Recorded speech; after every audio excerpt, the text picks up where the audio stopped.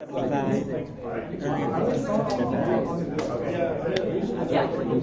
we'll be on it in a second. So we're going to find out if sound works. Okay. Hello, everyone. I'm Dearborn. My partner is no longer with us. He's not dead. He's just in Germany. Woo!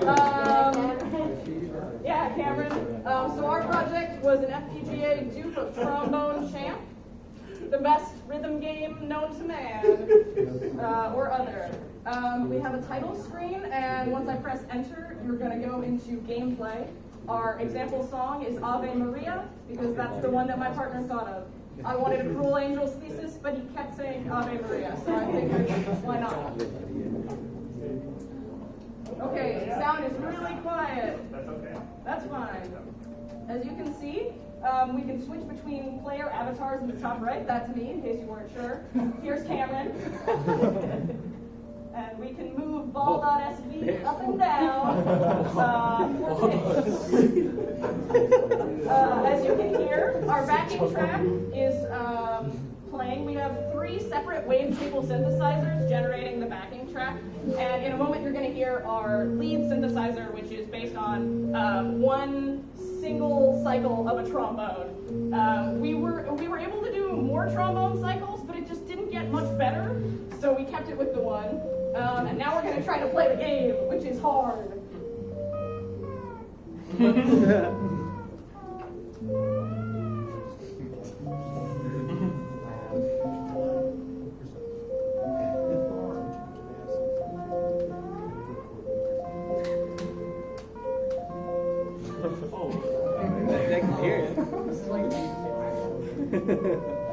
We also have scoring implemented, as you can see, even though I'm quite bad. Scoring is based on how many of the bars you can be at the same position as, and the more you play at the wrong time, the less your score goes away. Luckily, we have a couple long tones at the end to help you get your score back.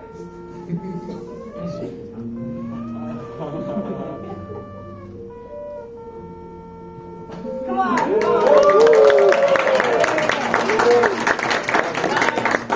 implemented our song having quite a long outro so that you can do a little solo and get rid of all your current points if you want to. And when you get to the end, we've got 3 possible ending screens based on how good you are. So you're about to see bad, I think. There's also fair and good. And yeah, it's really quite a long backing track here. Solo. Woo! Everybody, we're back!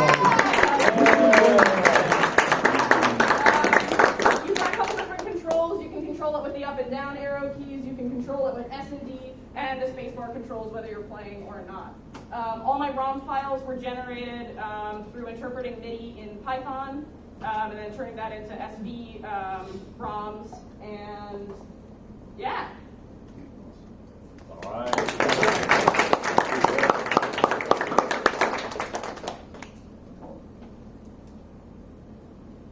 All right, who's next? You go. Okay. You raise your hands first. Or whoever goes. Who has the most initiative? Go. Roll a d20. Oh, it's a race. Oh, no.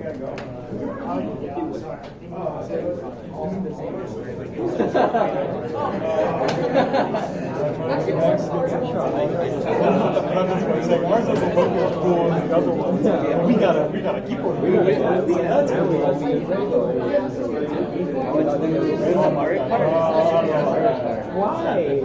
That's cool. Zay, did you appreciate that project? That was pretty cool. There's a Legend of Zuofu.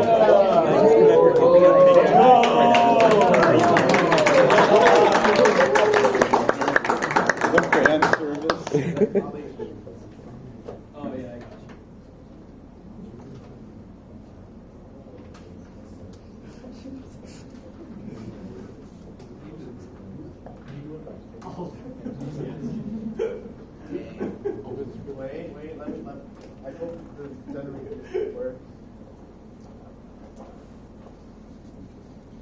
If it says reset timeout, you rub it. Can you be the official Rubber. I think they don't know how to do it. They have to do it. Does it work? Hello everyone, this is what me and my partner made. Emily, she unfortunately could not be here right now, but yeah, we have since, you know, the new Zelda game is coming out in like 2 days. You know, I was like, you know what? I want to do a Zelda themed game. And then it struck me one day, like the perfect name for this. The Legend of Zuofu, ECE23 final. I was also considering Tears of the 385 final, but that's fine. But whatever. But as you can see, press space to start. So when you press start, basically, you're able to traverse through our map that was drawn by my lovely partner. Again, that's a glitch that shouldn't happen, but we're not gonna, I don't know why that's happening right now. Whatever, I didn't notice that. But yeah, you can traverse through our map. We have collision logic as well. Like you cannot go over, like go hit the trees. Yeah, trees. If you can, the goose. Hey, the goose is here. I was going to talk about it. But yeah, as you can see, if you can't recognize this, this is the North Quad right now, like everything above green. So yeah, we got Everett, Traple, Somebody else. I think they're Yeah. Sid, second order. Yeah, Ranger, and then Adam. Okay, glitch. Ignore that. I'm just resetting it right now. But anyways, yes, we have the geese, you know. Lovely geese, I know. Cool. And okay, so whoa, another glitch. I don't know why it's like this. It wasn't like this before. Either way, if you enter the ECE,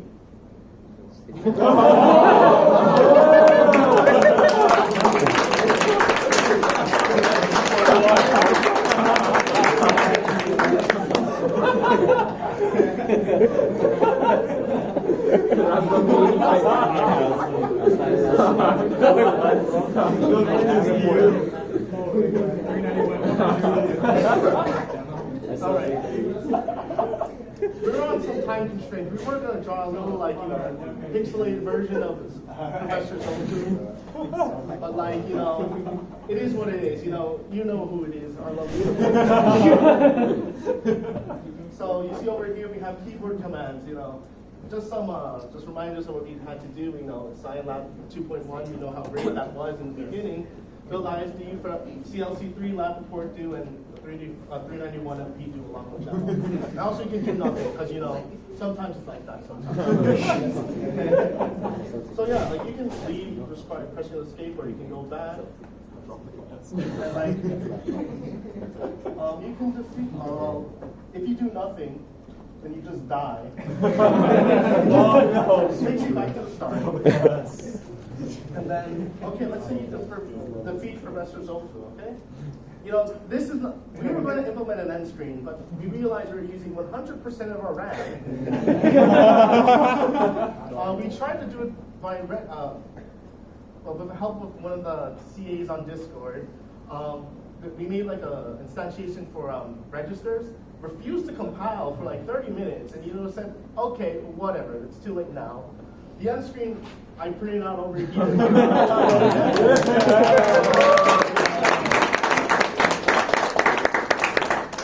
And it says, this is a quote from Zuofu Chen, congrats, you get an A+ in ECE3 and your final project, so.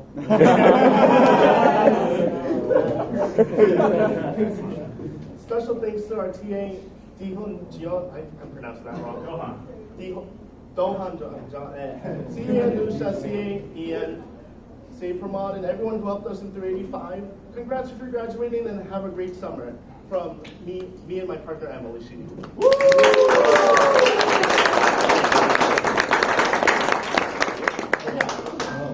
Cool. Awesome. People make that pizza, please. I'll take a space. Feel free to grab some pizza. I think we have menus.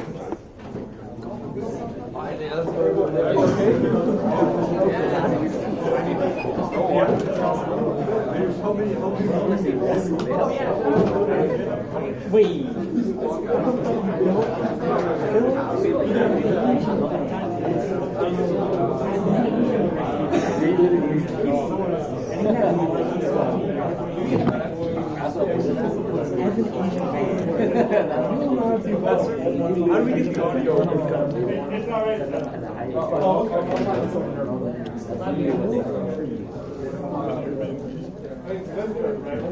Remember that's your team. So I like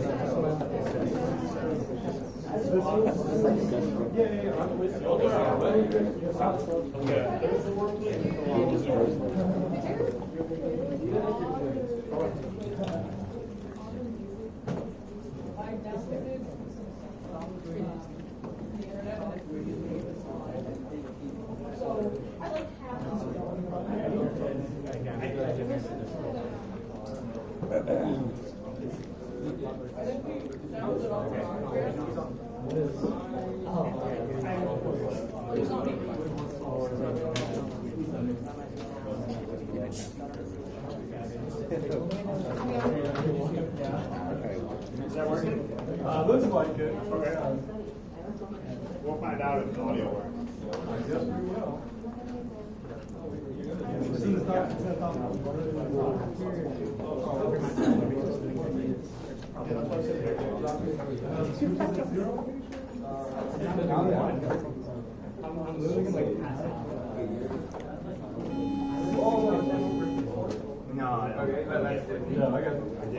Our project is not as visually interesting as some of the other projects, so not as much cool stuff on the screen. But we do have a keyboard, which is kind of cool. So yeah, we got that. So my name is Ethan. My name's Ayush. So we made a synthesizer that interfaces with a MIDI keyboard here to play. You can play it for 4 notes at a time with various waveforms. So, and then this on the screen is a really bad FFT. It's only 16 samples wide, so it kind of just looks like random flashes. But I promise you, it is an FFT. So yeah, so you can play like on 1 note at a time. Just like that. You can play several in a chord. Sometimes they get stuck. We have an issue with the polling rate. So we have a mute button, which fixes that. Additionally, we have several different waveforms that you can select between. So what you just heard was a square wave. We also have, flip it to just the one. The sawtooth wave. Like that. What's next? Yeah, and then we have a triangle wave and a sine wave at the very end, which sounds awfully similar to a square wave, but a little bit different. Now, we have a few different effects that we can also implement too, from basic stuff such as switching octaves. So, like that, we can modify the volume. And we can also modify the pitch using a pitch wheel.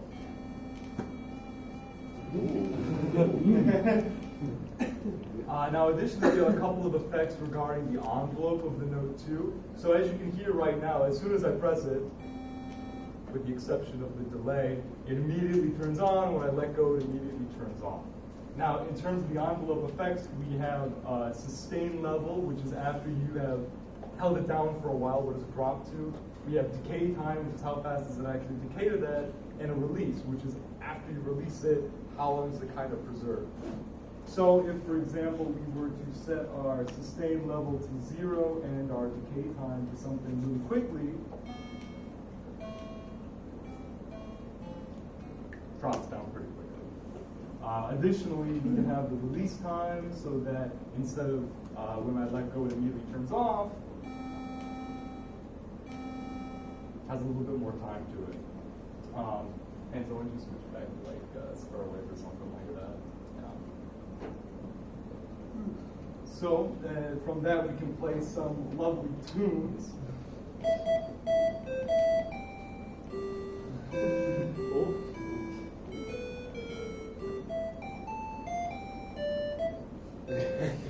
Piano is not my main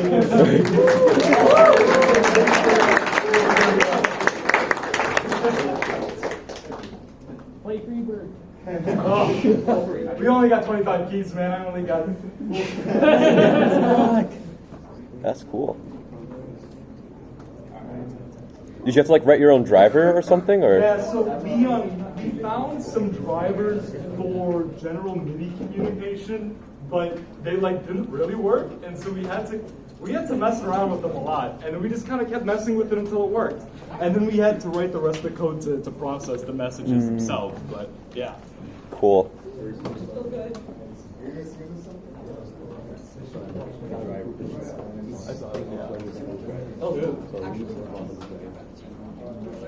Yeah, we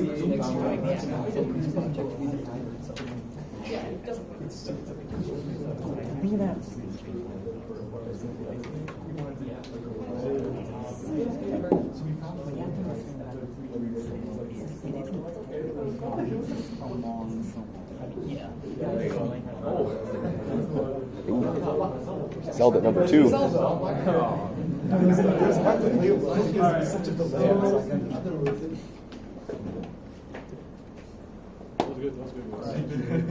my partner and I, she couldn't be here right now. She's good. So I also did something like Legend of Zelda, but mine's different. So let me. I implemented a couple maps. I had like decent animations. I took them from like the sprite resources thing, so I'll tell you guys how. Oh, it's gonna time out this. The chip on the top, you just touch it. You see on the top of the dev board? Yeah, I touched it. All right, cool. Did it fix? Oh shit. Now there's like a tabs thing. Oh, did you plug in because they unplugged it? I plugged it in. Okay. Oh, Are you having an issue with the keyboard? wait. Plug the keyboard back. Wait.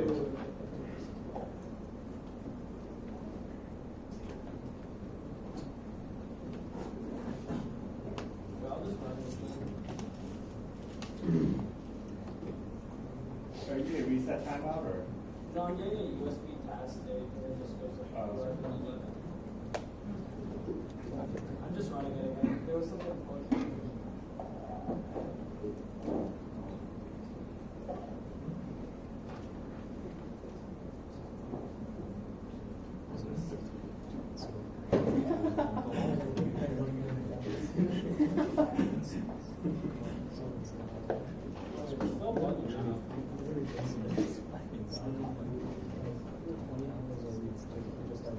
What's the official FPGA?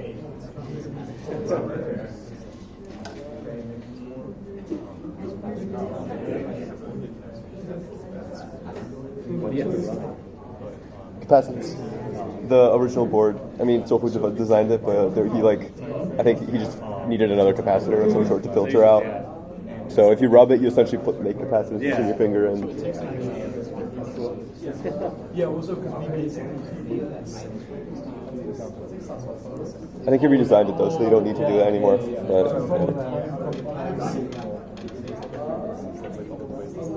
it's now to task day 11, which I don't know.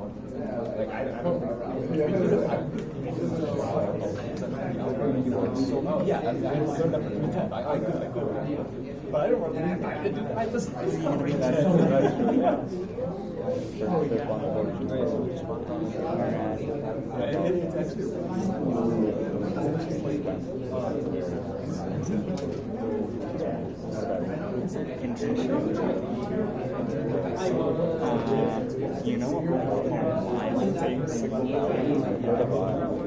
Yeah, I'll be going a while. Are you in-state? Are you Illinois? I'm from Illinois, yeah. Nice and home. Do you not like it? I really want to get out. I want to get out. I enjoy staying. That's where my friends are. I'm going to be all California. Well, I'm glad that I get one summer. Every day, say? Are you going to be there? Yeah. Santa Clara. Oh,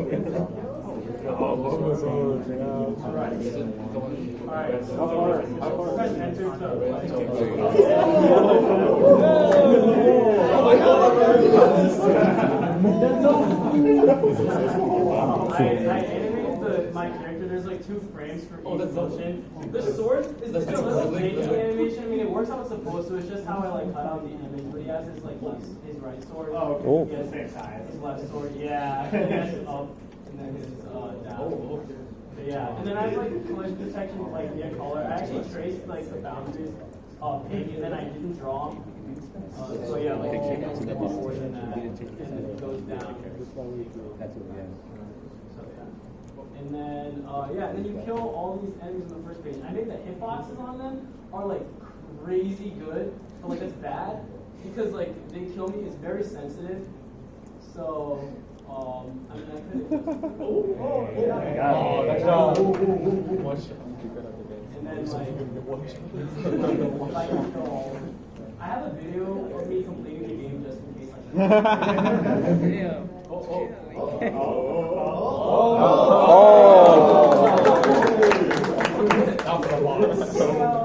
Okay, now we got Professor.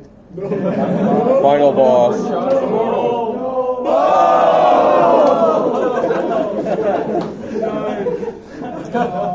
Alright, here we got the last guy here.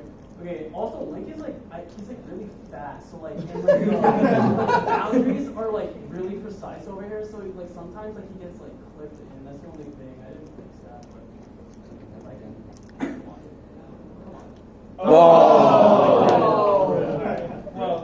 if I kill him, I'm gonna have to restart the whole thing. I'm not gonna do that again. But like I do have a video on my phone of me like completing the game. Basically after you kill him, you go back to the first map and then it's like there's like a game over screen, that's it. But yeah.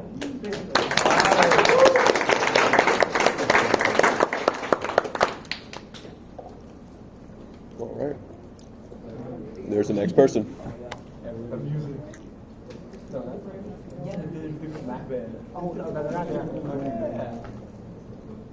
The suburbs.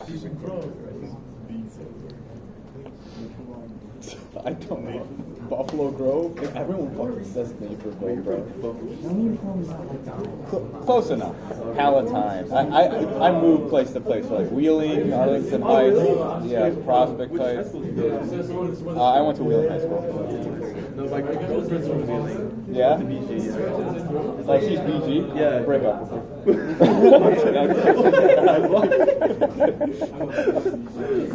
No, why? Like, No, I want to know. No, there's absolutely no reason.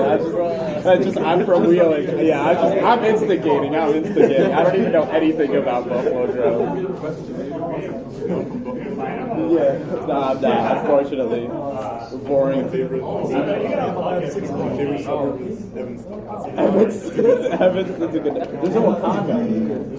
There's a Wakanda in Illinois. No joke. There's a Wakanda. We have a Wakanda. Yeah.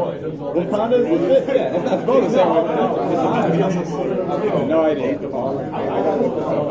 Have you ever been to Wakanda? I've not had the luxury of meeting Princess Island. Oh my gosh. Road trip? It is. How do you spell it? It's going to be incorrect. Oh, Wakanda. Wakanda. The sea. What is that town map? Why is it like? Well, that's what do they call it? Gerrymandering. Yeah, there you go. That's gerrymandering. Oh my gosh. No, but that's like a city. It's not district. Like that means there's like another town in there. Oh, here? I have no idea. That's whack. Very prepared. Are you from Illinois or just your old? She's cool then. She's cool. Yeah. Keep her around. Naperville? Everyone's from fucking Naperville apparently. Everyone is from Naperville. It is the Chicago suburb. Wasn't like Sean Kingston called UIUC Chicago? Yeah. When he was here, like. Said, "What's up, Chicago?" Some like sweet. Do we look like we're from Chicago? Yeah. He had the view. He was showing the view like it was Chicago. It was just what, like 2-story high, man. Like, dude, who are you fooling? He was in like the Illinois Union. Okay, so Hey yo, y'all. So for our final project, we made the GarageBand B sequencer. So essentially, all you gotta do is when we like run it, the user is able to like use the mouse to input whatever squares they want. So if we do this and then press the power button, it's loud enough. Oh, we're able to get all the mouse out of it. Okay. So, and then we have 7 different sounds. So, might sound best to do like this.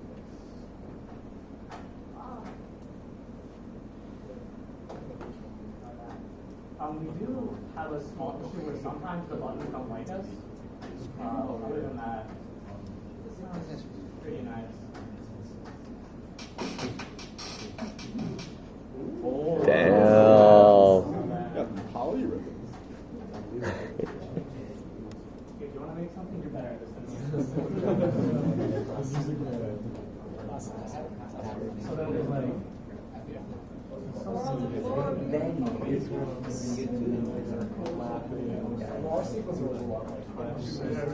the entire thing is taking advantage of us overflowing the counter. So we have a 16-bit counter that just keeps going round and round. So we're able to restart the sequence starting from 0 each time. So when we press the power button, that's essentially telling the program to start counting, and we just did that by manipulating the max 10 clock. And then each instrument is its own sample in I2S or in on-chip memory. So we. That doesn't usually happen.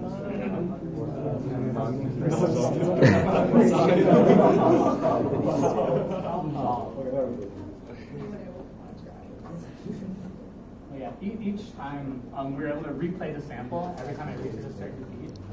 So this is only 7 samples. Does it not work anymore? Oh, okay. Is there a time here?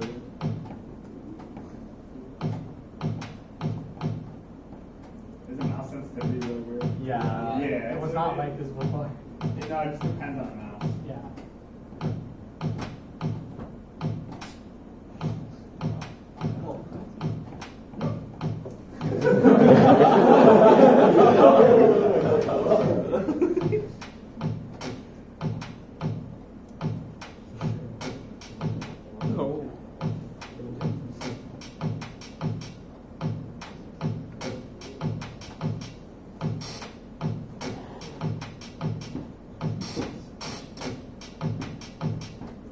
Can all the sounds play on top of each other?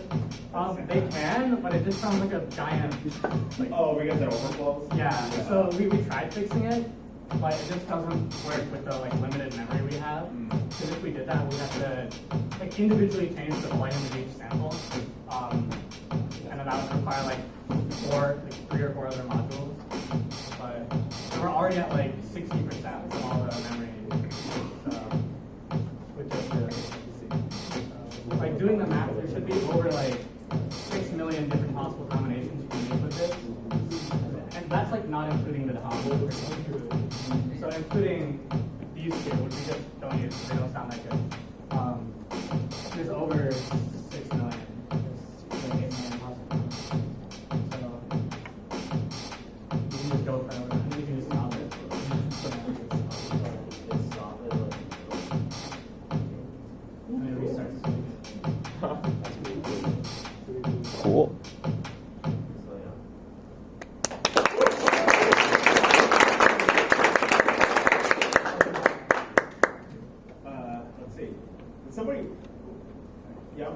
go first? Because you've been kind of Can these audio devices actually accept analog input? If so, I want to keep their drum machine playing while I.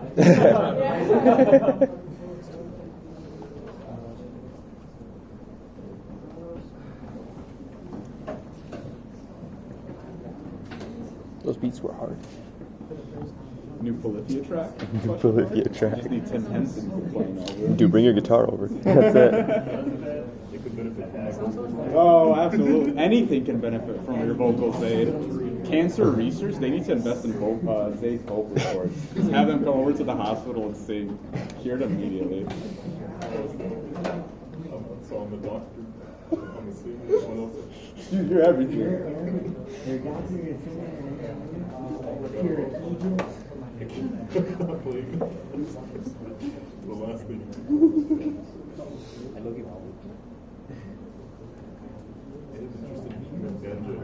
Banjo?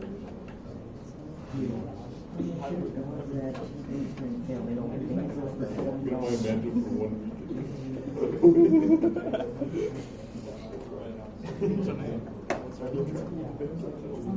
Why not?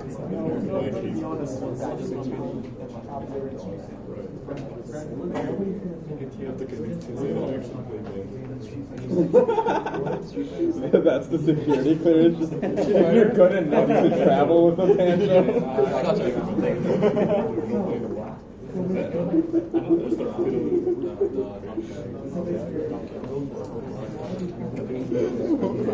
Why is he breaking out the middle name, bro? Why?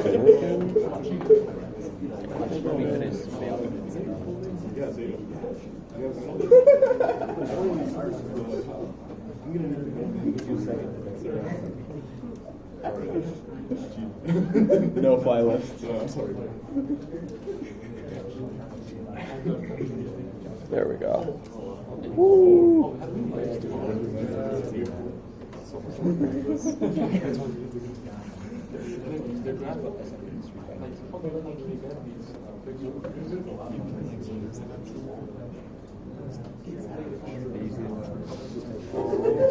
They actually show the way.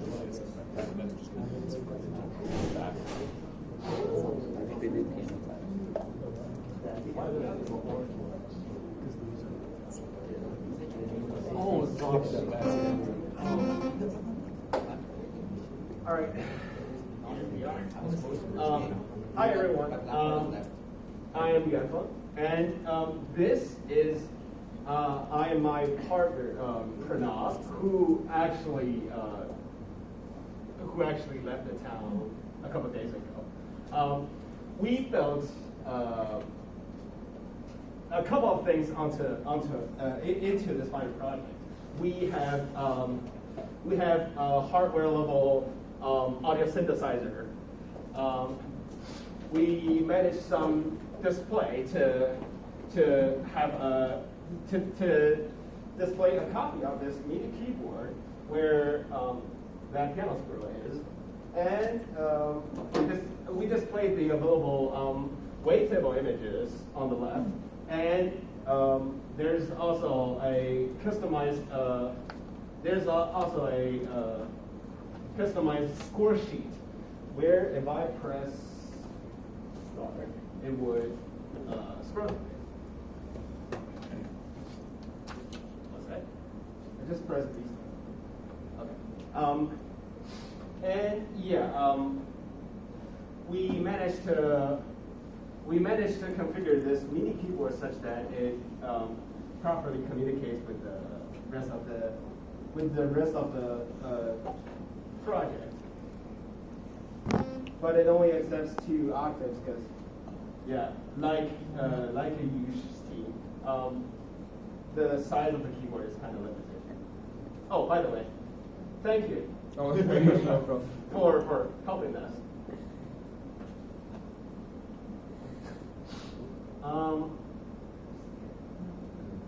Yeah, that's basically it. We were able to.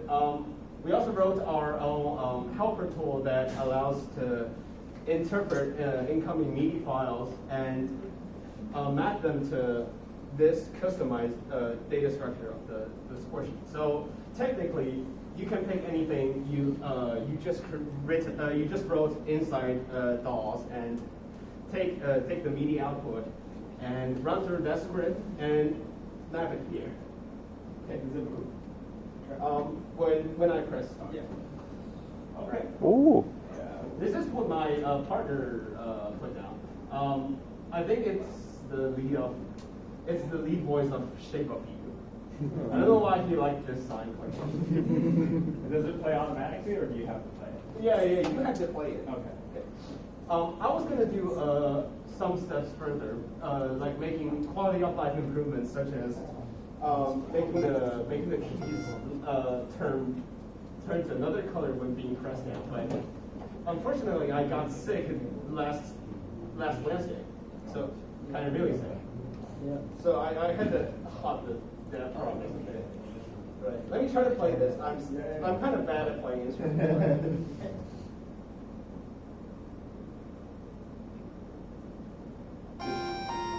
Oh, no, wait. Okay.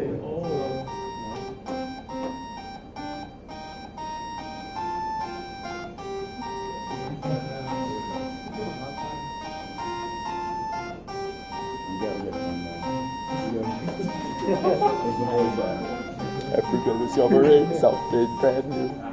I'm in love with the shape of you.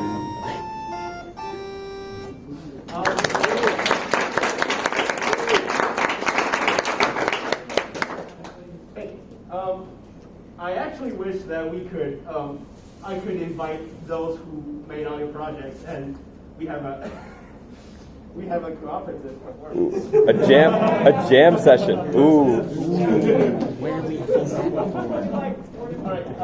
Time and place. We're there. Oh, by the way, this cover image is taken from one of my favorite artists. Name's MDK. Cool.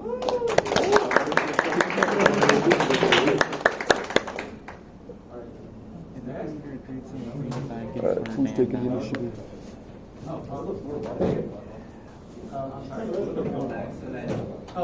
Those are the available weight tables.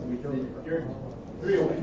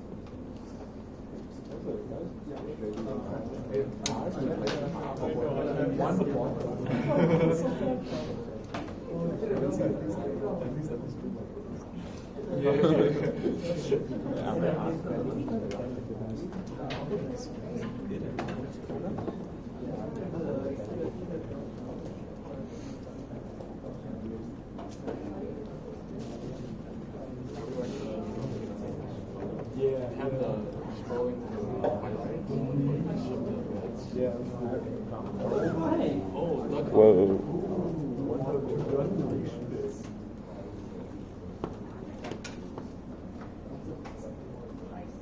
Why does everyone have 1984 facing so much Mario?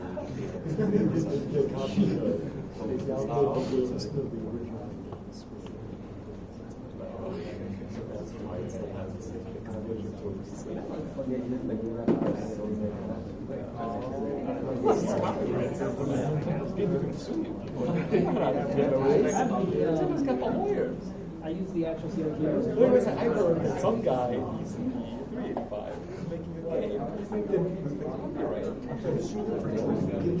Yes. What is America? South America. They got a great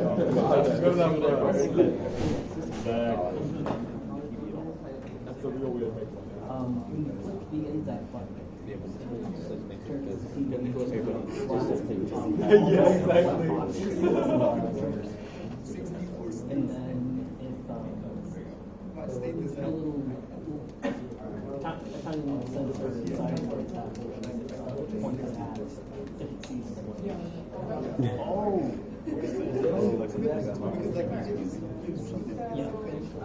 My name is Liz. My partner named he's not here today. Ignore my like extreme sun poisoning right now because I'm trying to survive.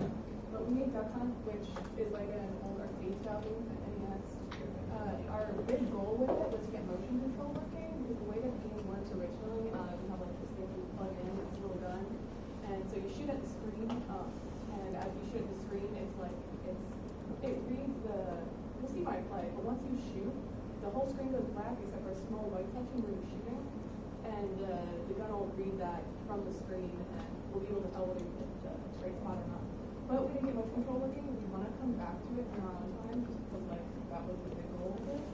But we did a lot of other things. We have score, high score, main menu, game over menu, and then we also have a lot of animation. We have a randomizer, so we use a linear speed backstroke register for our randomizer, and we have like randomized bird colors, and as you shoot the birds, they're different colors. Different colors get more points, and then we also have an animation clock that speeds up throughout the game. So as you get higher in rounds, the animation clock speeds up, and then you need to kill a certain number of birds for each round to go past. I think the first 10 rounds is like 6, and then it's 7 and 8.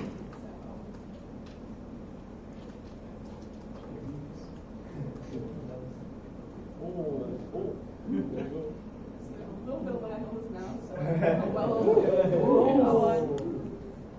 And also, if you don't shoot at it for like 5 seconds, you get this fly away error message.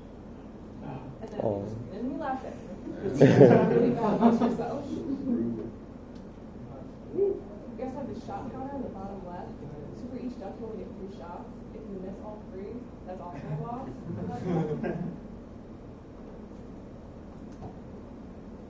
And yeah, see, the colors are randomized. Black is the most common, as it is normally in the game.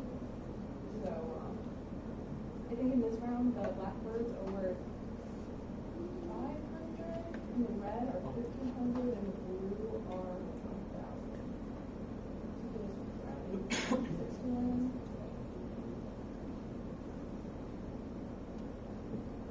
So then.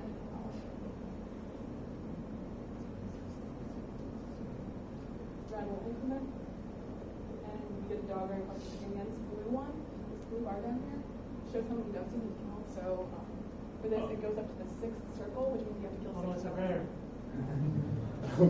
No, you let it fly away. So I'm just going to go to the ending screen. Like I sing all of them. This was so bad. He just keeps laughing at you. We use Ian's eyes controls for the mix. I originally made my own Python script for it, and we got like a week into making that script, and then realized that they came to us. So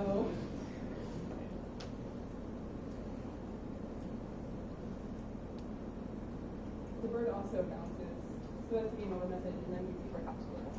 The bird bounces between the bottom, the left, and the top edges. The right edge, we had a lot of issues debugging that, so we eventually just made it like go like move back over the left edge. The direction of the bird is also randomized. It's on a timer, so it'll either hit the end of the timer and it'll change direction. It'll hit an edge and it'll change direction, or it has a randomized like value, so it'll pick a value between like 3 seconds and 8 seconds. It'll change direction. So like there's a lot of randomization to it, and I think that's about it.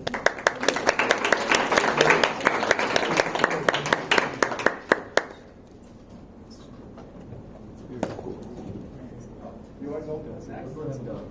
Okay. Yeah, that's fine.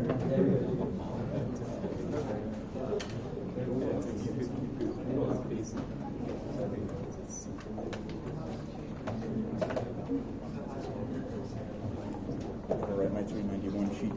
Oh, I nice. trust all of the voting to you. Do you have any favorite right now? Any favorite? Any favorite that you want to say? Just like take your opinion into account. Why you gotta make me choose? I don't. Gotta choose one. What was your favorite? I can't, bro. It's like choosing your favorite child. I can't. Exactly. You always have a favorite child. Happy parent has a favorite child? Yes. You have to ask. It's probably not you. Plugged into the. Now, if you have to ask, it probably is you.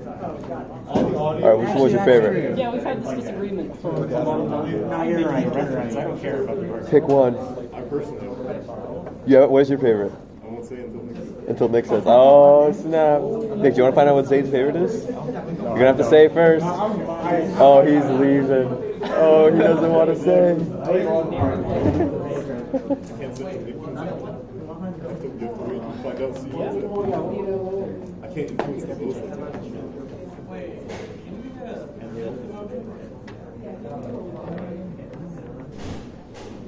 Yeah, but they know which one it is.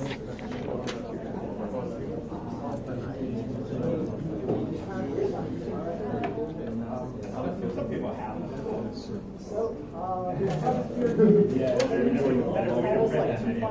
Into one.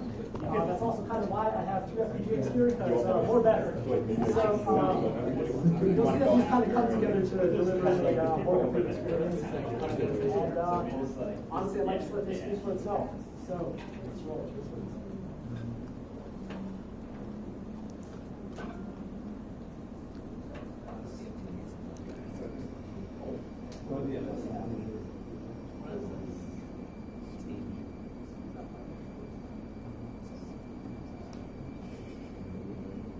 Whoa. Whoa. Bring it back.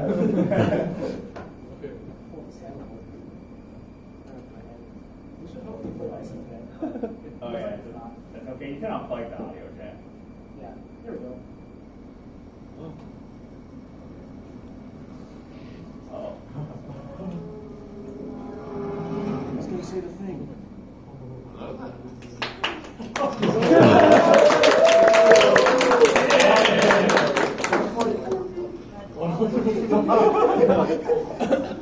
They want to play the whole movie.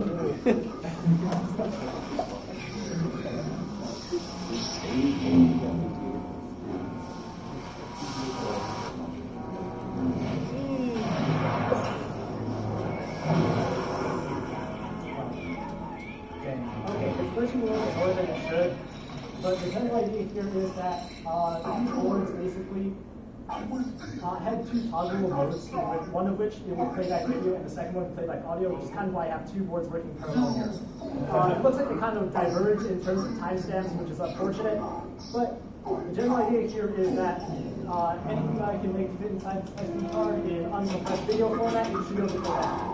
We've always had a little bit of problems with the fact that like these the SD cards sort of work as a bottleneck in terms of how much video we can play back. And it looks like, unfortunately, right now that's kind of causing a problem right here. But, well, yeah. And the idea is that we did manage to get forward the video upload.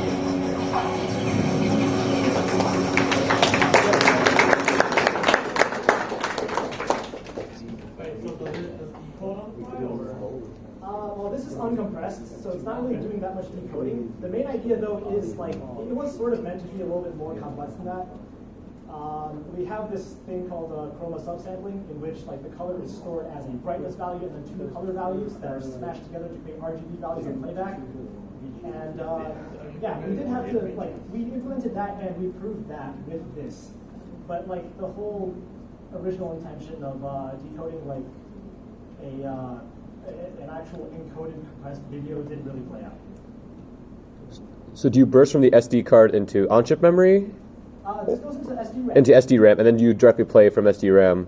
Yes, we have a circular buffering scheme, and well, it is being played back from SD-RAM off of that after it's being buffered out of the SD card. The way that we set it up is that it writes to one half and it plays from the other half, and they keep swapping halves. Kind of like double buffering, but with the RAM. Cool. Yeah. Very cool.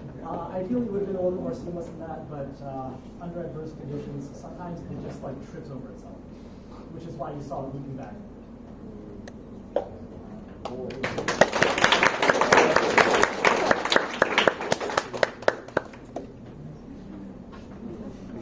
I think that was my favorite so far. God damn, that's crazy.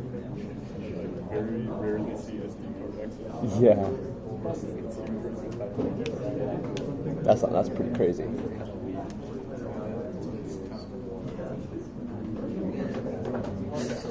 It's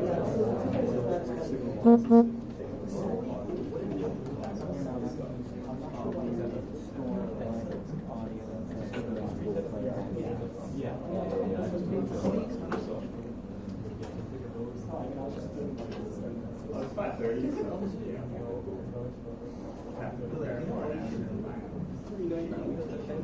Nah, create any mod. Yeah, it's easy. It's easy. Don't worry about it. The curves got you. The curves got you. The curves got you.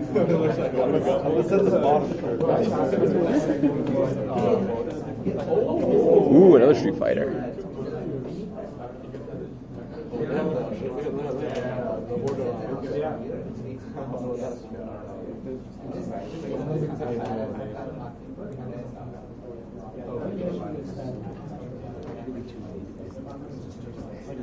So what my partner is programming because we're gonna go and explain. We also did Street Fighter, some parody of Street Fighter 2. It's again a multiplayer two-player game based on the keyboard. We have points. We have a lot of sprite animations. It's really fluid and clean. There's 26 sprites per player, so 53 sprites total, including the background if you want to count that as a sprite. That did take up all our implementation bits. So, what else? We use Ian's tools. The sprites were cropped from Photoshop, and we had to kind of use a state machine to animate everything as well. The backgrounds can change. This is vintages and initiation. We have about 3 different backgrounds, 3 different photos.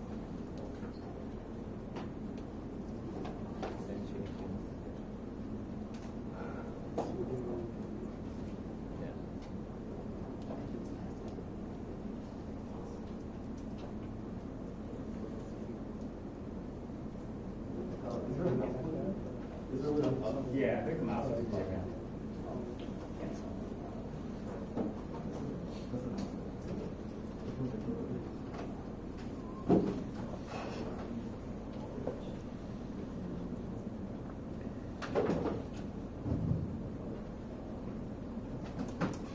Yeah, you might have to restart the news.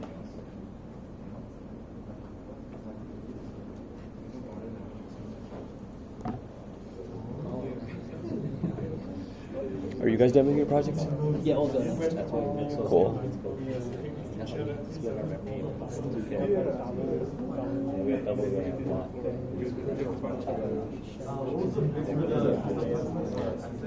Timestamp? You could uncheck it. Yeah, if and you go to like run, like right before you press run, there's like 2 things you can uncheck. Probably would uncheck. I don't know if it might have another. Yeah. Some files got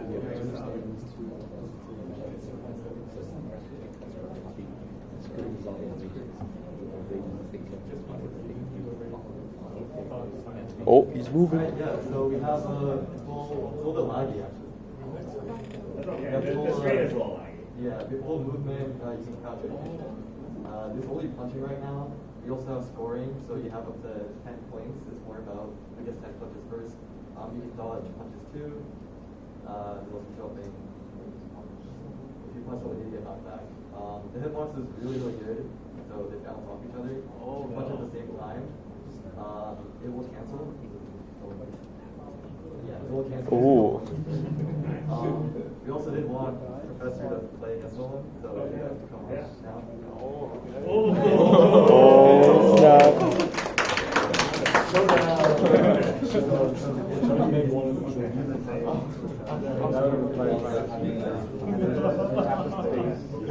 Scores right here, so you can see one player right here. Okay. First of it is 0 over 6.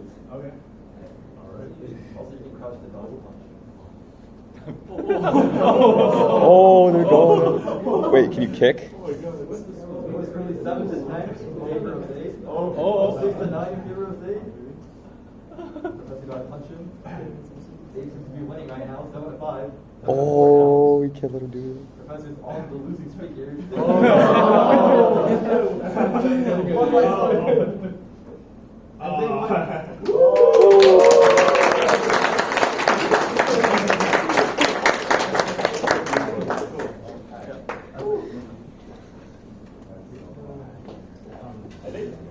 want to go next, right? Then. Oh, sure. Go after that. You had the keys in priority. Oh, did you? No. Oh, okay. Yeah, yeah. Just, you want to go after that? Yeah. Here, just sit.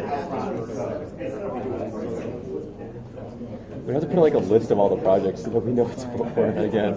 Just take pictures, take up a lot. What big they are.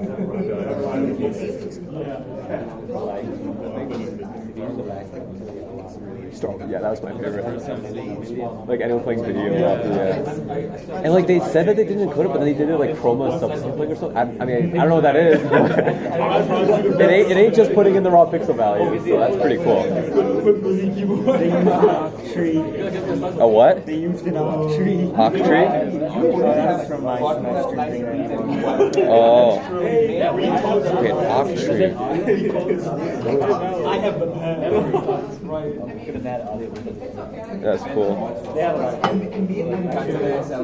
I'll give you that.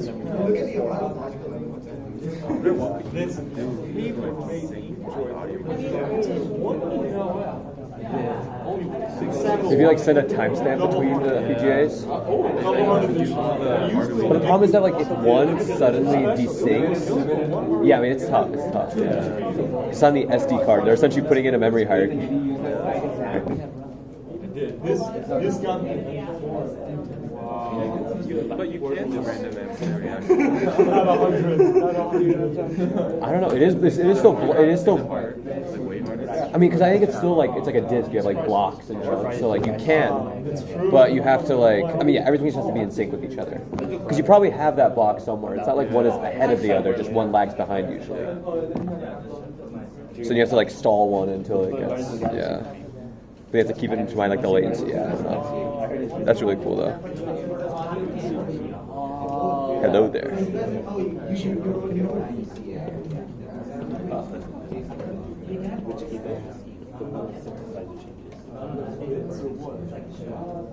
gonna finish it? And put your name on it. Put your name. And put your name.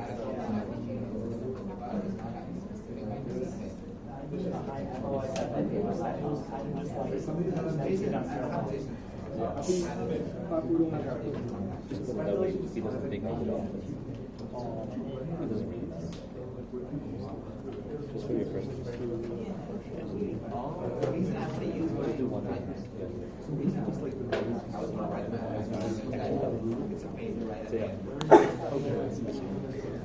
Also, Professor, do you have any like Boolean boards that are like not used right now? The new one? Yeah. No, we don't. In fact, don't have. The build doesn't really exist yet. Oh. So that's coming in. So I was wondering if I could play with one over the summer to like learn there's only like 5 of them that are actually the prototypes for the actual 3.5 version that exists. So is it going to be AMD boards this summer, or? I think it'll still be old boards. Okay. It'll be the old boards. And then with the next semester, we'll go to Boolean.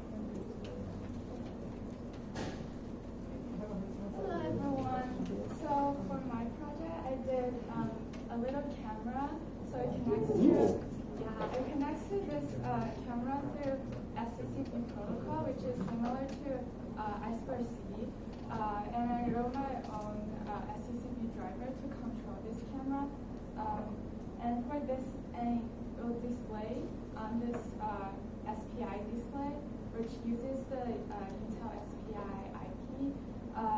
So how it functions is that you press this action button to take a picture. So I'm gonna take a picture of everyone. I need a frame. Okay, let's try.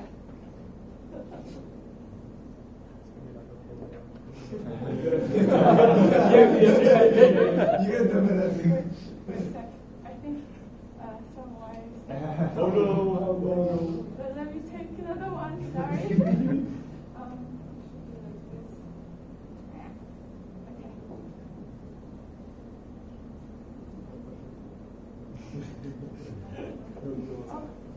I accidentally no more nails. Yeah, yes, please.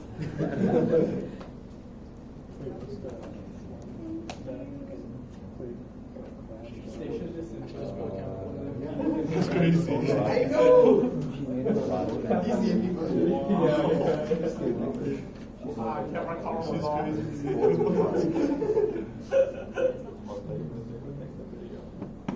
I was going to really print a case for the camera, but I ran out of time, so now I have to do what we did this one.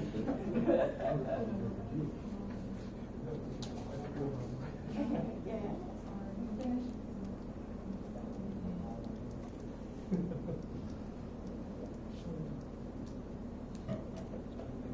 Yeah, okay. I took a picture of everyone, but unfortunately the camera has really high exposure, so like it's all white. It's all. Yeah. I think I can take a selfie of myself, okay. or I can take a picture of your one if you want. Yeah. Hold this one.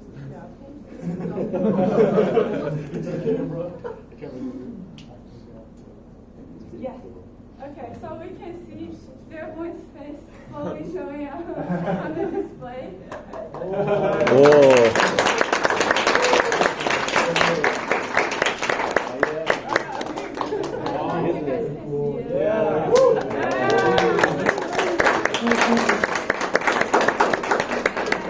Implemented some color filters.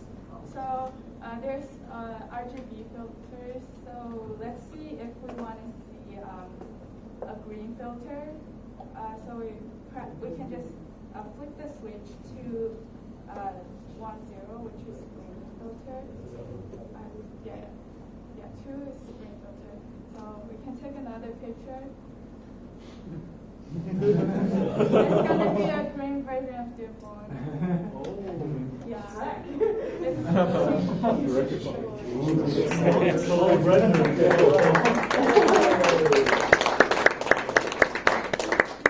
And also the camera, it takes a picture of 2 to the 20 kilobytes per frame, but the NIOS 2 RAM only allows me to create like a 2 to the 16 KB RAM, because other parts of like NIOS 2 also uses RAM.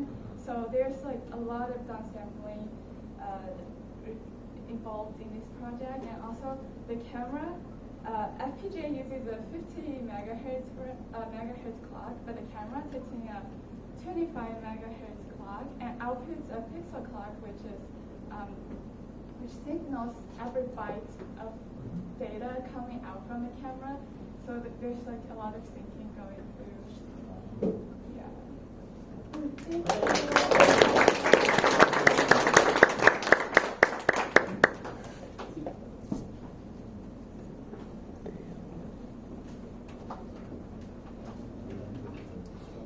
2 to the 20 bytes. Kilobytes. Is that a gigabyte? Because 2 to the 10 is a kilobyte, right? It's a gigabyte of data from the camera.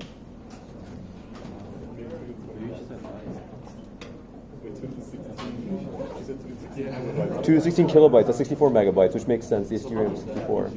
But since it takes pictures in 2 to the 20 kilobytes. Oh, 2 to the 20 bytes. Wait, but 2 to the 16 kilobytes is 64 megabytes. Wait, now I'm confused.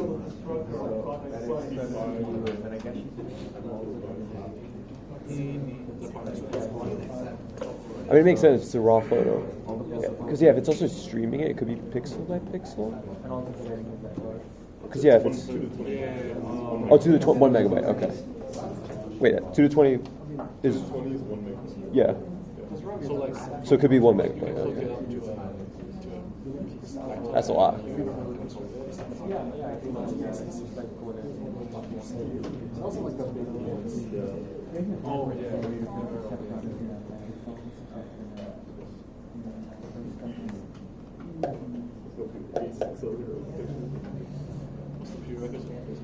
Who isn't gonna exploit architectures? Promote, oh no. All right. Hi guys, my name's Andrew. This is Varric. And we decided, what if we took a VGA game but took everything that makes it real neat, real complicated? So we made a game that probably 5 of you have heard of, but was real influential at its time on the NES called Fire Emblem. It is a tactical role-playing game, so basically it is top-down unit movement, kind of like chess. But the issue is, all these units have different stats, and they're all very unique when it comes to their movement options and how they attack. And we have a massive map, which we have to use at least like 13 OCMs to keep this whole thing running. It was way too big to actually fit onto the FPGA, but we found a way to tile-base it and make it so you can take this map and move it left and right. Every single thing in this game has 3 frames of animation. So yeah, let's talk about our... we have made a graphics module that could fight God. This game is not worthy of the amount of work that we put into this graphic module. We spent the first half of the project working on this for double buffering that could work at way higher frames than this game actually allows. But here it is, there is not a single pixel of imperfection, and I made sure of that. You'll notice that the map is animated. The sprites are animated. Combat, which we'll get to, is animated. Menus, you can flicker up and down. All of this, 40% memory, which I'm very proud of. So the way the game plays out is you will grab your units, and each of them have a set amount of movement. This is the hero, Marth. He has 5 squares, 1, 2, 3, 4, 5. And well, it turns out this whole map, every single tile actually has properties on it. So try walking someone into a coast. Sure. You see our cavalier here. His name is Kane. Nod to the chicken. If you go to the coast and you click left, nothing's going to happen. You can press the key to undo that. Or have a move. Grab another person. Well, she can walk over the water because she's flying. She is a Pegasus. Other tiles, such as the trees, there's hills over there, take multiple movement to go through. And the checks for this are awful. Because when you make it to your last square of movement, you only have 1 movement left. You cannot go through things like hills and mountains and trees. But we managed to make it all work. And if we end the turn, Okay, give me just a minute to finish moving all my goodness. If you end the turn, we have created an AI that we hand off control the entire game to. The cursor, it finds a guy. It lets that guy start combat. And you'll see their health, their stats, fully animated sprites. The flicker is there just because we know the TAs like it. And so that is when this guy right here moved up and started combat all on his own. We can also initiate combat, so go like beat him up with it. Certain units have certain stats, how much damage they deal, how much damage they take, their health that you see is changing, and their speed. This guy has a certain amount of speed, so you saw he actually attacked twice. Certain units can do that, certain units can't, and if somebody dies before they get their second attack up, they won't actually do the second attack. It is airtight and almost pixel for pixel exactly what the original game looked like. And you'll see this guy has stats, he's busted, he's also a horse, he goes very far. And your main goal is to go to the far left of the map. Let's show the castle. Sure. Your main goal in this first chapter of the game is to make it to the far end of the castle and take it with Marth by standing on top of it. We never actually got to putting that end screen in, but I promise I made the myth for it by hand. It's Mario standing, pointing at some drawing that says, "Thank you for playing my game." So yeah, we made the graphics launcher that we got. So this map had to be made tile-based. I had to find every single tile on the map, make it into a myth by hand, and then after that, each tile is converted into a 16 by 16 square, which is these actual things. Those are then their own sprites. The sprites obviously have their own models. Combat sprites, the combat box, the menus, which we're very proud of because most NES games didn't have menus at the time. This came out near the end of its life cycle, so they decided, let's just make it too complex. On top of it, you see Marth there, we could only move 4 squares because we moved him through a tree. Go ahead and try taking back a move for me. Another feature we're proud of is if you move a guy, you can actually undo the move if you don't set him down. Quickly. go ahead and just move it. All right, press back. It goes back again, and you can try moving it again, like a chess piece. And try moving those. Don't set them down. So we press back. It puts back, and you can also press back again to unselect it, as if you never touched them at all. The amount of reads and writes it takes to do this is several. Because the graphics needs to touch these guys, the combat needs to touch these guys, picking these guys up with the cursor needs to touch these guys. And on top of that, the AI also needs to touch all of those things at once. You'll find that all of these guys have rules that they have to obey. Not a single unit here can walk over mountains except for Sheeta, the Pegasus, which is obeyed. The pirates can actually find a way to walk on water if you position yourself in a way for the AI to do that, but only the pirates can do that. The AI control that piece. They can't go over mountains and stuff like that. So we didn't just make it so they could go anywhere. As per the game, they can only walk on water.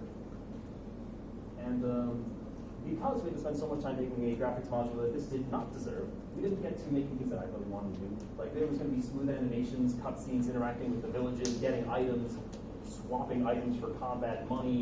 I had it all written. So sad I didn't get to it. But we did manage to make these combats, and this game, pixel for pixel, exactly like the original, in 40%. And that came out. All right.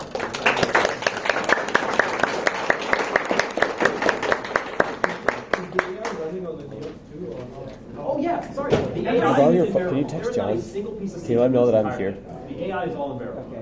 Not even in barrel. So I was supposed to see him at 5:30, but it's going The right. keyboard is at C. We copy pasted that and we never touched it again. So what does your AI look like? It was you, right? Actually, let him go first. We made our own search algorithm. Who's texting? You ready? Oh, hi, John. I just told Promote to text you. Down here. So I said 5:30. It's a kind of BFS to make this work much faster, because you'll notice it didn't go and check the guys that weren't in range. I'm glad I got the cat. So it only checks the guys that actually have The what? I'm glad I got the cat. Yeah, that was really cool. Not right now.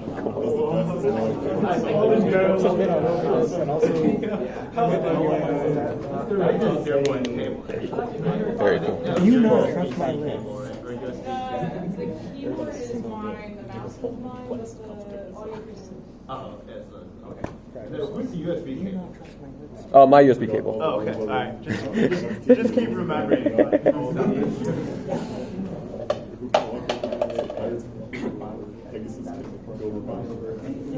That's really cool. Very cool.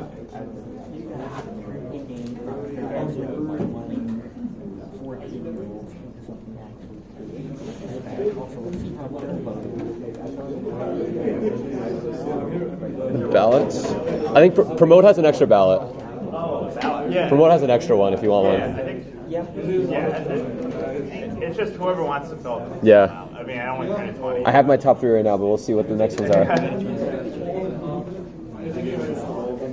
Oh, I know. Oh, I don't know whose they were, but I remember the projects. Oh, you got a list? We'll remember the projects. Nice. Okay. I got my top 3. I'm just curious. For your project to compile, because it's only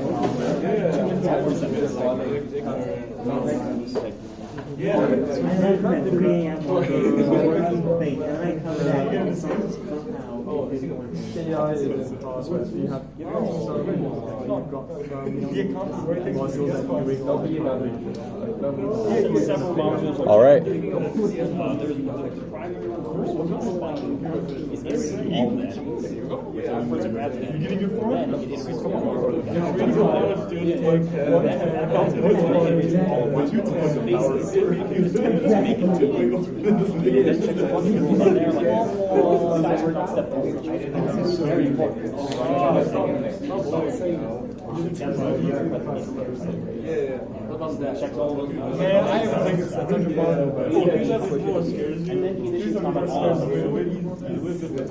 then it goes to the next guy.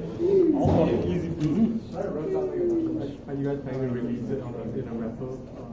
Oh, totally. I think the most part of the that was literally 2 weeks for me. This is not the service. Oh, yeah, make sure.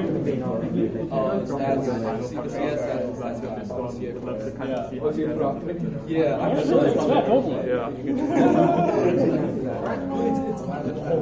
Now, for me, the top 3 right now is just General Grievous, Camera, and that one. That's the top 3.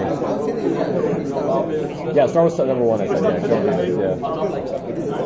Alright, so what I think of my final project is actually a written game I invented myself. I should say this should be a glitch. The background appears overly dark, but I have to try isolating the module, but it didn't work out. So anyway, this is in fact the starting screen, and here is the name of the game. It's called Traple Tempo. Traple means trapezoid. That means it's utilizing a trapezoidal area on the keyboard, and tempo means rhythm. So it's the start screen, and when we press and enter, it enters the configuration screen. We've got four characters we can choose from, and each with different skills. Each this one can recover 30% of life when I press the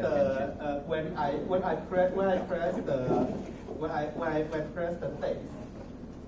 So as you can see later, you will see the skill gauge building up when I play the notes. Let's choose this that turns far into pure for 5 seconds each time the skill is released. So enter. And the notes are not flying, and if I press, the skill is building up, and when I press space, the skill is falling down, and the statistics is shown in real time skill. Yeah. This is a very simple chart, and now it reports the result, like it reports the statistics. Let's try now with a much more challenging one. And this will illustrate the ability of this program to deal with a large number of nodes simultaneously. So the basic rule is that the nodes, they are zooming in, and you have to press the key once it touches the boundary. Yeah. So let's go. It's hard. I will choose this one. I recover 30% of life each time I release the skill.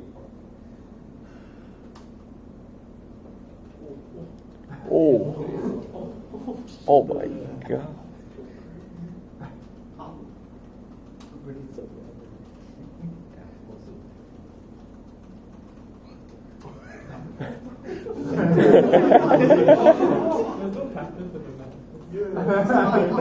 Alright, the screen is laggy, I think. Yeah, the screen is laggy. It doesn't help, yeah.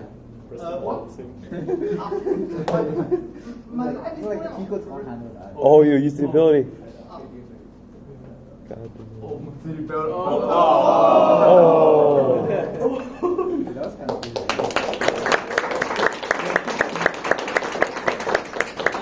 If you watch carefully, you may notice that the animation is not very smooth. That's because the main game logic, including all those judgments, they're implemented in software, and only the software has access to the time.h header file. So unlike those adventure games that is judged based on space, where our judgment is based on time. So this has to be implemented in software, and the hardware is responsible for rendering all these layers in VGA. The tags in each layer, and including the statistics, they are all implemented in VGA. It took me so much time, including this animated keyboard. We are not using the sprites for the keys because they are simple squares. I'm keeping the keys as simple as possible. when writing the modules, I adopted a module a method similar to that of the Photoshop. That means the layers. If a specific layer outputs black, that's 3 zeros. For a pixel, that means it's transparent. So this is our product.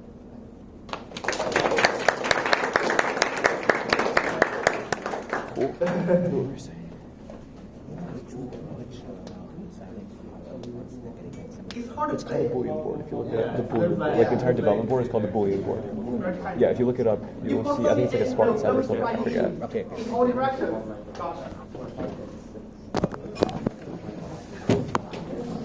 Yeah.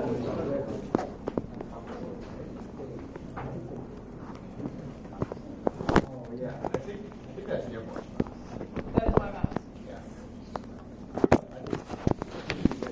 What else has audio? Okay. Okay then.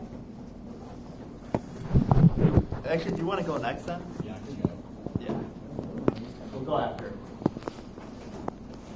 That way you can release your cable.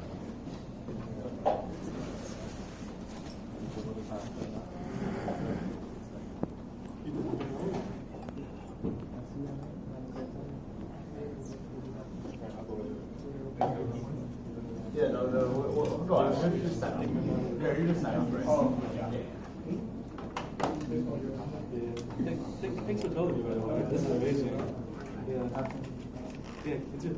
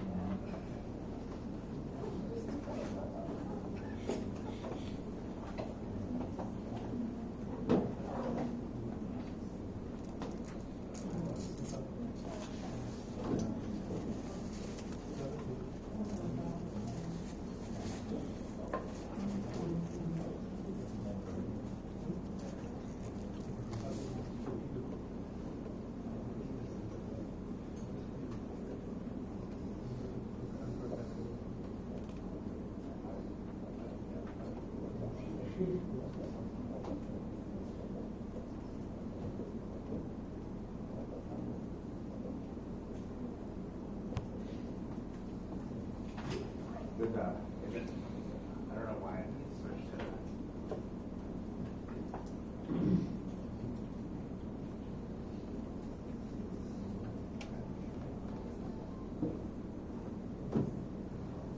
Oh, there we go. My partner is on Julia Charter, so I'm here alone. And my name is Jerry, and we built basically like pseudo Minecraft. It's Minecraft in like horizontally but not vertically. So basically you can kind of like see through it, and or like no, like you can rotate over it. It's basically a maze, and behind you find skeletons. You shoot. Was there that part or the one that asked me about the raycast? No, I don't think. Yeah, so there's skeletons and ECE so you can watch the arrow, or you can get shot. Oh no. You can shoot him. Oh, you got the enemies. Yeah, that's basically it. And when the map is not random generated, but the blocks are. So basically the different textures. Yeah, different textures, they are randomly generated, and the skeletons are also randomly generated. What scheme do you use to render? Sorry? Well, how do you render everything? Oh, we use ray casting. So basically, like every frame we calculate like 640 times. Well, like simultaneously. So every frame we have like a map, and then every frame we calculate 640 times, and then we just display it. And we find like a skill so I don't die.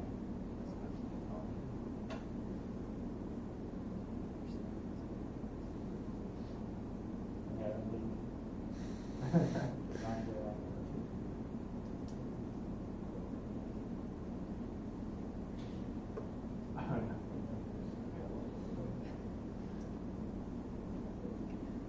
basically, like, if you, well, you can die, but like, I can't find any skills, so I can't die. I just want to display like my score. So, yeah, that's it basically. Okay. I don't want to. Awesome.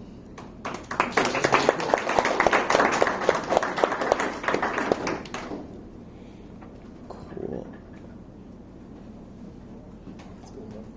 Damn, that's good.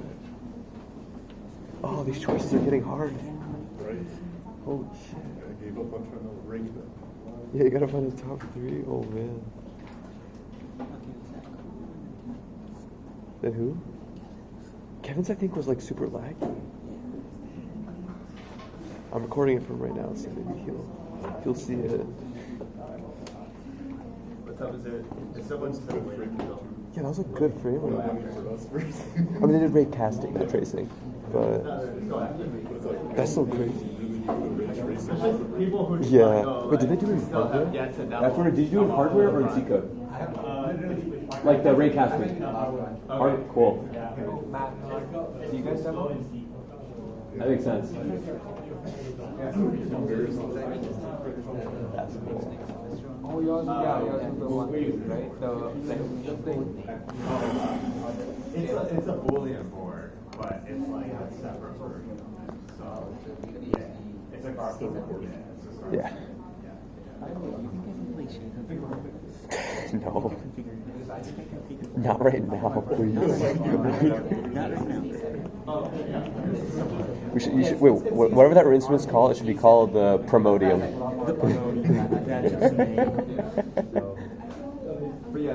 I discovered it, so I get to name it. You cracked that 6th pipe, so now it's the Promodium.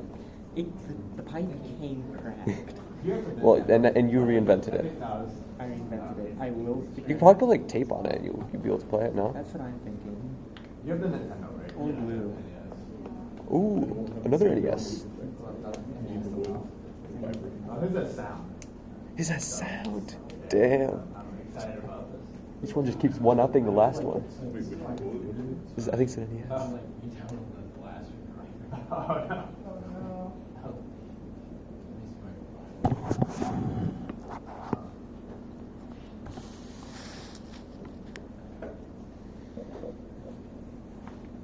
You probably didn't give somebody else the files if you can't get the work. Is there a difference between USB Blaster 1 and USB Blaster 2? USB Blaster 1 is USB 1. I think it's 1.1. I don't think USB Blaster 1 works with Signal Tap or something like that. Whenever I picked up the driver for the 2, I can only get the driver for 1. I cannot buy the driver for 2 online anywhere either. Oh, weird. I think there's some weird new thing where if you have Windows 11 and you have the latest version of Windows 11, it tries to implement core isolation by default. And the older version, like of the USB Blaster driver from 18.1, is not compatible with core isolation, right? Because there's some weird like specular execution like hacks that can go in I don't know a new driver. I don't know why I would care, but because it's all kernel mode anyway, I don't know why I would care. But anyway, there's something that it's doing to prevent certain security breaches, and the older drivers they don't support the core isolation. So Windows will balk by default if you try to install the drivers for USB Blaster 2. I wonder if the USB Blaster 1 has less features, and hence it doesn't complain about the core isolation, so Windows will let it just pass through. I think the solution, which we found out this semester at the beginning, some people found out, was just download the latest version of Cordis, like 21 point whatever, and then just rip out the USB driver from there. Yeah.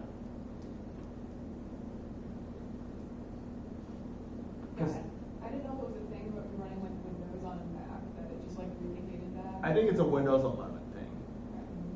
Yeah. There might be, yeah, I mean, you can actually really, if we were still using the Intel FPGA boards, we would probably just move this stuff to, the latest version of Quartus. The only issue is that you have to separately install Linux server. What is it like? Linux services for Windows, or what is it called? Windows, yeah, Windows. What is it called? Windows subsystem for Linux. Yeah, Windows subsystem for Linux, which I guess is fine. But if you have an unlicensed version of Windows, then it won't let you do it because you got to go through the Windows Store. So it has separate issues. No, but like there are GitHub there are Git versions you can download. Oh, okay. Are there Git versions? Yeah, like they have binaries and stuff. But it's a longer process. Yeah. It was a pain because you have to go through the Windows Store and you have to have a Microsoft account associated with your with Windows and all kinds of stuff. So the default process was a pain. That's why we haven't moved to any version beyond 18.1 because they changed which version of the Linux tools they use. Makes sense. Yep, the more you know. But yeah, I mean, we're going to Vivado for real next semester, which is its own huge challenge, right? Because Vivado is a lot slower than Quartus. They don't have Netfiles implementation. They don't have Avalon. Because I was looking into. Yeah, but it's actually that stuff is almost the same. Yeah. The issue is that Vivado uses way more memory than Quartus because Vivado is newer software, and so it's super slow if you have 8 gigs or less. No, it's even takes a lot of time for compilation. Yeah. Because I remember today I was trying to compile my project. Oh, on Vivado. On Vivado, it took me 30 minutes. Right now on Quartus it takes me 5 minutes. Yeah, I don't know. I think it's just a newer piece of software, so it's bigger and more bloated. Are we going to install it on the lab computers? Yeah, I mean we'll have the lab computers, but they should be fast. But I don't know what to expect. Yeah. Yeah, if you're running boot camp or something, it's gonna suck. Thought M1 was a problem. Now it's going to be all Mac. Has anybody gotten Parallels to work? No. That was with M1? No, It was bad. It was just a waste of time. It took me an entire day. Nothing came out of it. Okay. It works for synthesis. M1? Yeah. And one of my friends suggested that For everything but synthesis. parallels over time would decay your RAM for M1, and so it just starts affecting basic functionality, and the entire laptop just goes to the same time. So it's a bad idea. I don't know about that, but I mean I can imagine that it has memory leaks and it crashes eventually though.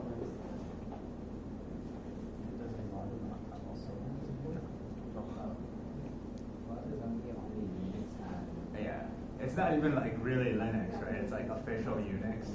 It's official Unix, or there's got to be a Linux version. No, there is a Linux version, but I think it's Unix then converted to Linux and then. Oh, okay. They have an official. That's the same thing. Yeah.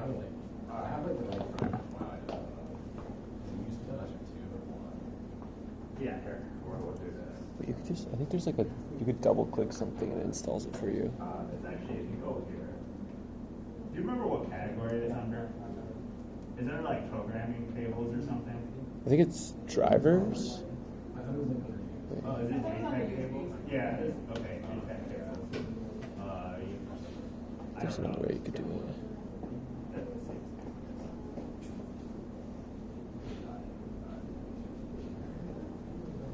Well, it fixes okay, but it fixes where it's a problem. But I don't know if it really is. If you want, maybe actually, are you ready to go? Yeah. Do you want to just swap places and then send him the files? Sure. And then you can just program it with your machine. I'll see if it works. Okay. Yeah. It's already. Yeah, we're already there. And if not, you can go first and then.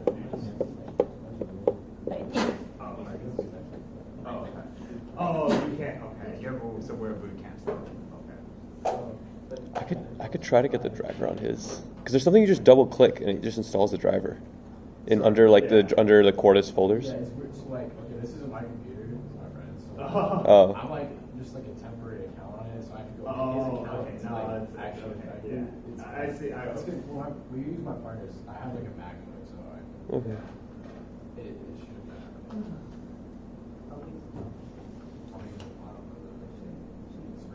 Probably like Meg or something, right? You can just use the ECF one. Yeah, just use the UCF file, and then also the ALF MIDI keyboard.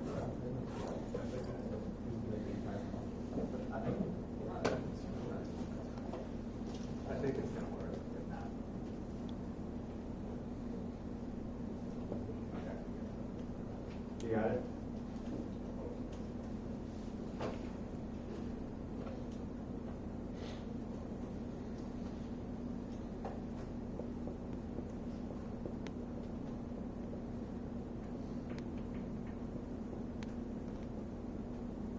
Oh, I hear something. I see something. Oh, okay, there we go. All right, yeah. You got Niels too, right? I think someone figured out how to operate the ALF programmer online a long time ago, and then somehow that knowledge got lost. By running the mid file. Yeah, Download. like, yeah. Mid, The download, whatever. mid download dash PLL. Yeah. Or- You figured that out too? You rediscover that knowledge? Yeah. The breaks are redundant, so you still need it. Oh.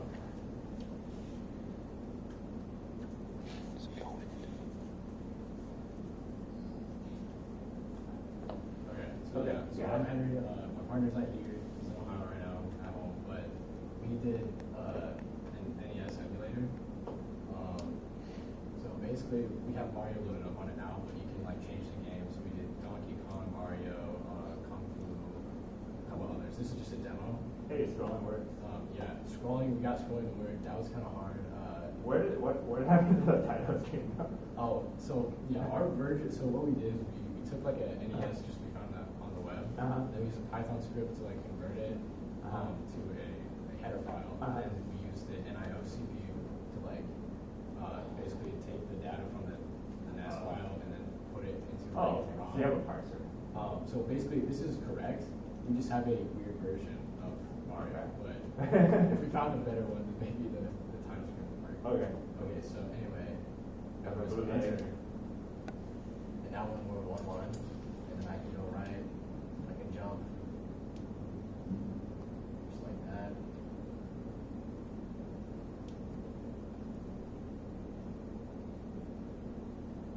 Ah, it's terrible.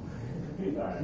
Okay, anyway, yeah, so you can go, just like a regular game. Is the sound supposed to be going right now? Yeah, hold on. That's okay. Oh, it's not, because it's unplugged.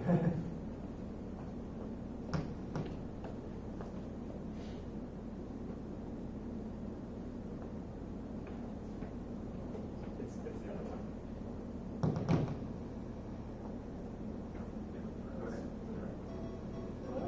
Ooh.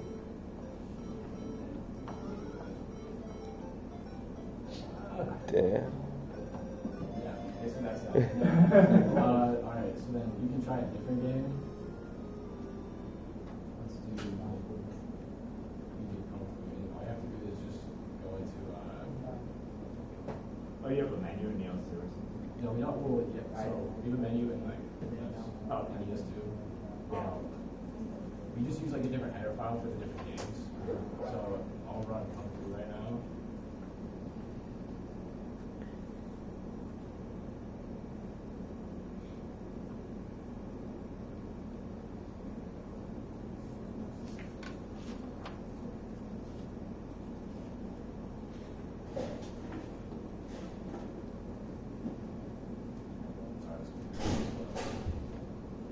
basically. Oh, it's reading from the Neos server. Yeah, so, yeah, basically a majority of this project was, so like we instantiated, we already had a 6502 processor that we found online, and then getting that to work also within an iOS 2, so that we can like control the keyboard, so all the keyboard input, and then ROM now goes to the NIOs too, and then the actual game logic is ran to 6502, which interacts with a PPU module that we made. The PPU module is like a bulk of our work because it does all the background rendering, and then also this logic is based off of NTSC like graphics, which is a little bit different than VGA. I think the horizontal sync is like twice the speed, so we had to have like a line buffer. So there's like 2 lines that we draw twice. It's like we'll calculate one line, we'll draw it twice, and then swap to the second line. So because like we calculate the lines half as fast as the VGA thinks we do. So that's why we kind of like switched it from NTSC to VGA. But luckily it's a pretty easy conversion. So what about the sound? The sound, I didn't work a whole lot on the sound. That was like the last day when I had a different final. But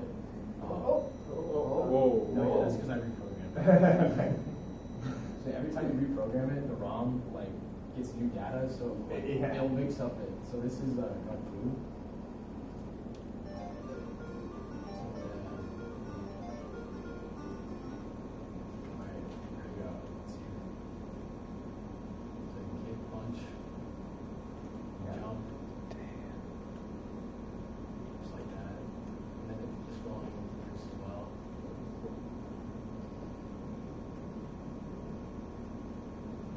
Oh no. Yeah, so that's nice. Cool. Yeah, so you can on this.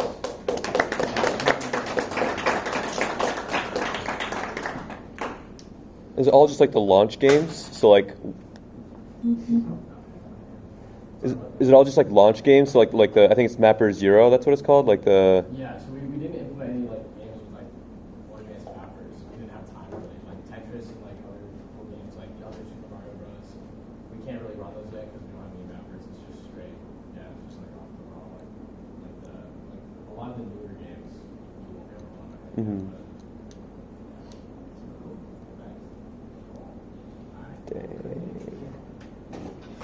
See it, dude. Prize Unit and I were destroyed. It's over. It's over. Every year the NES just gets better. Is that the best emulator? That's the best one yet. People want to turn in some ballots. I don't know. We have a few more. No, we saw. How long did it take you to do the PPU? That was like, our PPU module was probably like 1,400 lines. 1,400. Yeah, it was kind of hard. Jeez. It's like a pretty complicated rendering engine, but that took us probably most of the time. It was like maybe like a 2 or 3 week thing, and like we just slowly kept adding to it because we initially just had it so it was just background with no scrolling. Mm-hmm. Then just the background first, then we added these sprites, and then we had to figure out scrolling with like find X and find Y. That's like yeah. it works. So the PPU was definitely the hardest part of it by far. What did you use as like a resource? So we use NESDev. NESDev, okay. NESDev, that wiki. That Cool. was, yeah, that helped us. Like that was if we didn't have that, it would have been like Nice. But yeah, so we like modeled it off of NESDev, but there was a lot of things in NESDev. So NESDev is like the original like NES architecture system. Obviously, we have a little bit more leeway because we're writing it. So like some things are a little different, like that work better in our favor, but like the general. If you have a ballot, just hold it. Yeah, put it. Sorry. Yeah. Very cool. I don't think I'm gonna get it. Alright, made that the best emulator. Oh yeah. Okay. What made it the best one? Made that the best one. No, yeah. It's Prodigy and I, we both used VGA clock when we made it. But this is the person who did NTSC. So that actually. It's like there's 2 other CAs though. Oh, sorry.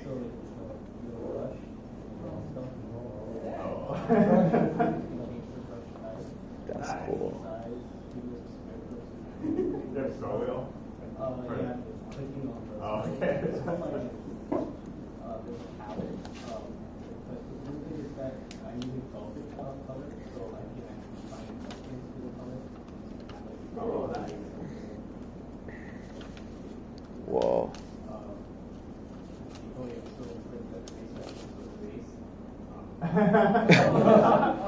Any art stuff like Photoshop can make pictures, so as a way of getting money. Like the things I'll save, that's the thing.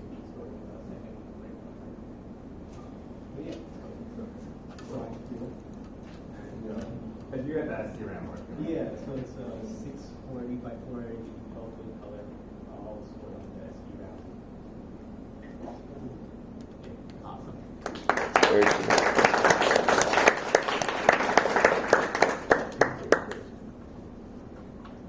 Damn. That's sick. Yeah, so it wouldn't fill the function memory. This is called that color. 12-bit color, so that means what? So each pixel is 307,000 times 12. Yeah. Okay, that It's like 3 million or something.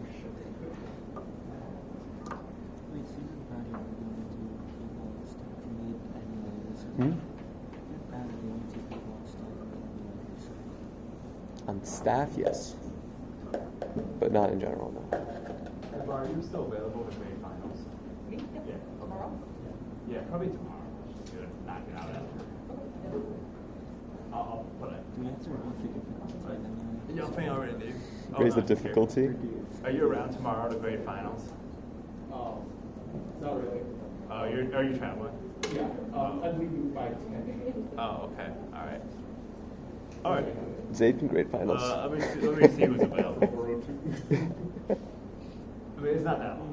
Well, yeah, I think. That is true. Is it the same final as last semester? It's not, but it's like the same length. Yeah, that was pretty short.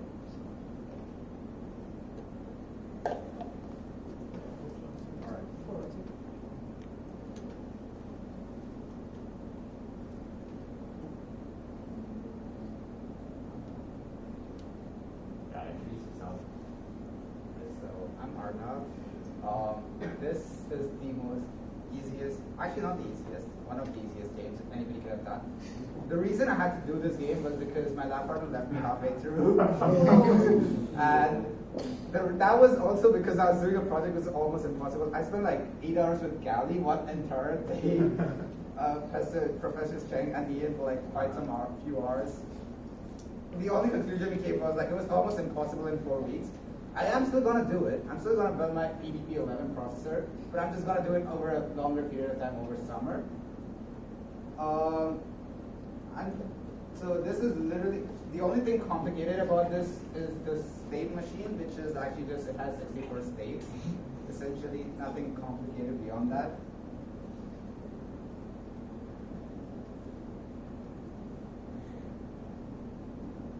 Oh, you might need to plug in a keyboard. No, it's just knowing this target parts of it. Weird.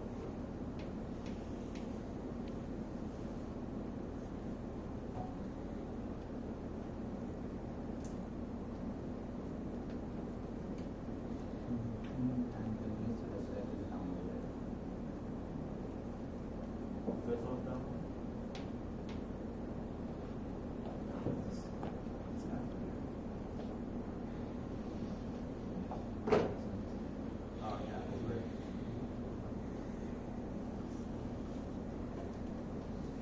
Do you have the list of projects? You have the list of the projects? Good. We'll put them on the chalkboard at the end. Yeah, it just doesn't make sense. I mean, it's clearly like download 6 different like that. Yeah.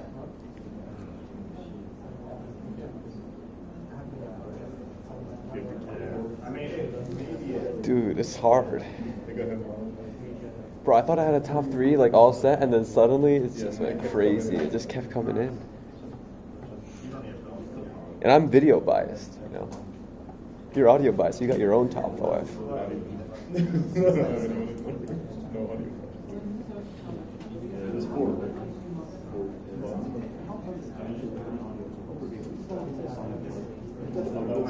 Very hard. A little sound effect, pretty. Yeah, that's a little. That's not too bad. You already have this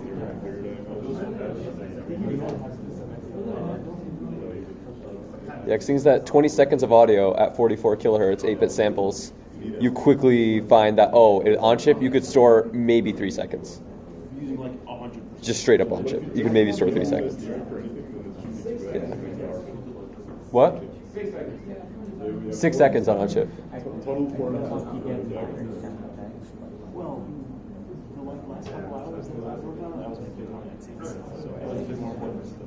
But I was just curious if it would work. But it wouldn't be too hard. If you just want a sound effect, like say every time you like move a thing goes bloop bloop bloop, that might not be hard. We would have done like hit effects. Yeah. And like the menu. Beep, beep, beep, beep. Yeah, I mean you could do beeps. Yeah. But like 20 seconds of sound, like KO or something, no, that's hard. You'd have to use this SD-RAM. The problem is you need to put the Neo somewhere on on-chip memory, and your on-chip memory is what maxed out roughly, right? 40%. Oh, 40%. Okay. I think it's a little tight for Neos, but I think it'll... How much does Neos need? Depends on the library. Like with a simple library or like... I think 60 kilobytes is library. So that is around half. So it's around half. The only Neos we used was liquid, just the computer. That's I mean, you still have to compile the entire library, you know? But I mean, I'm assuming that if you What do I have to do? Oh, I have to play the game? Alright. No, I think it's 2048.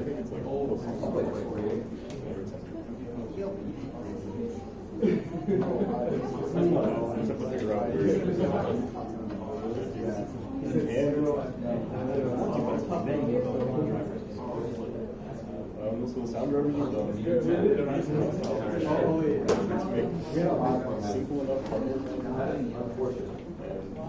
There's a full one, and then there's a couple playback. And then control logic for like play sound when this happens. That's not too bad. was just like, you know, the soundtrack was just playing the entire time. Yeah, that's fine. Just load that in this thing, right? There's a weird bug. Yeah. Security.